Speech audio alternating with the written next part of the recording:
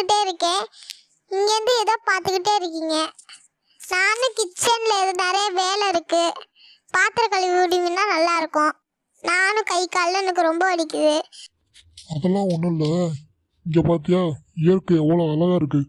அதை தான் ரசிக்கலான்னு உட்காந்து ரசிச்சுட்டு இருக்கேன். ஆனால் அது பொறுக்கலை உனக்கு.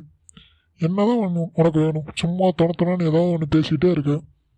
சரி, என்ன விஷயம்? வந்து சொல்லு. என்ன உங்களுக்கு ஞாபகம் வருது ரொம்ப அதிகமாகிடுச்சா?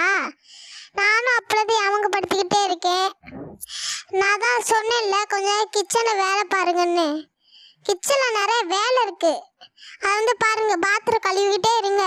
நான் கொஞ்சம் சட்ட நேரம் சீரியல் பார்க்குறேன். கொஞ்ச நேரம் நான் போய் தூங்க போகிறேன்.